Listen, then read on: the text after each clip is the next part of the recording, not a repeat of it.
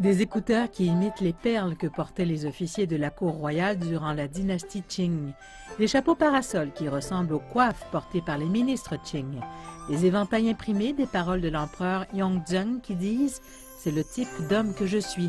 Ceux-ci sont quelques-uns des produits culturels que le musée du Palais vend sur son site Internet et sur la plateforme Taobao. Le magasin vend aussi d'autres souvenirs tels que des t-shirts, des poupées mandchoues et des étiquettes coquines pour bagages.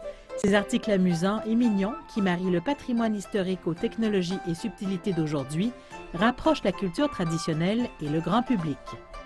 Le musée a conçu des souvenirs charmants pour attirer plus de visiteurs qui pourront ainsi ramener chez eux un peu de la culture du palais. Ils rendent la culture ancienne plus accessible au grand public.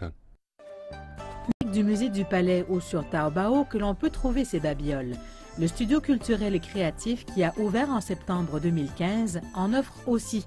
Situé à la sortie du musée, le studio compte plus de 7000 produits qui sont classés en 8 catégories différentes qui reflètent les collections du musée, dont des livres, des céramiques et des vêtements. Cet article, par exemple, est inspiré par une pièce de collection du musée.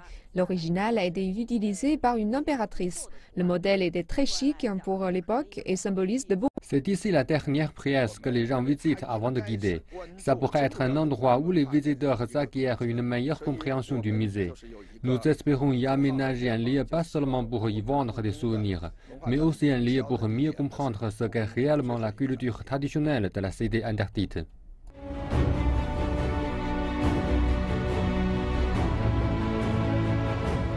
Le musée du Palais a aussi développé des applications pour présenter les célèbres peintures de la vie royale.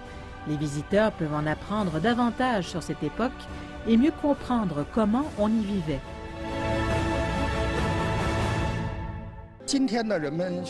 La cité interdite est en pleine transformation. Nous voulons utiliser l'Internet et les nouvelles technologies pour partager la riche héritage culturel de la cité interdite, alors qu'un plus grand nombre de gens utilisent des méthodes novatrices.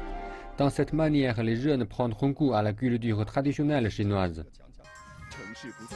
Le musée du Palais a fabriqué plus de 9600 articles culturels différents et ses ventes ont dépassé le milliard de yuan en 2015.